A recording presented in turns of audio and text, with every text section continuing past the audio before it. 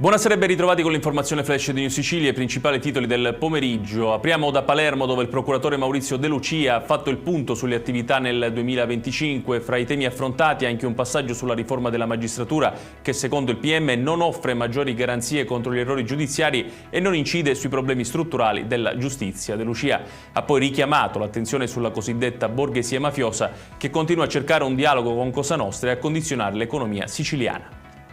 Restiamo a Palermo, dove è tornata finalmente a casa Valentina Peogno, la giovane ferita con un colpo di fucile la notte fra il 19 e il 20 dicembre in piazza Nascè. Dimessa dall'ospedale, potrà passare il Capodanno con la sua famiglia. Intanto proseguono le indagini su Giuseppe Calì, colui che ha esploso i colpi che hanno ferito la 33enne. Ci spostiamo a Messina, dove è stato eseguito l'ennesimo sequestro di esplosivi. I carabinieri hanno infatti arrestato un 17enne trovato in possesso di un ingente quantitativo di artifizi pirotecnici illegali pronti per essere immessi sul mercato in vista dei festeggiamenti di questa sera. Il giovane è stato accompagnato in un centro di prima accoglienza per minorenni.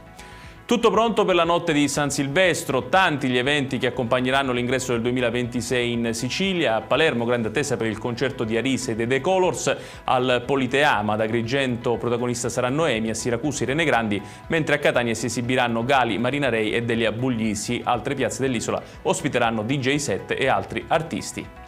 Chiudiamo con il meteo. Sarà un capodanno cupo in Sicilia, le correnti umide che stanno insistendo sull'isola porteranno anche domani cieli in prevalenza nuvolosi con piogge sparse. I rovesci colpiranno in maniera più intensa i settori tirrenici e ionici. Ed è tutto per questa edizione, tutti i dettagli su queste notizie li trovate come sempre sul nostro sito www.newsicilia.it. Da parte mia e dell'intera redazione di New Sicilia l'augurio di una buona serata e di un buon capodanno.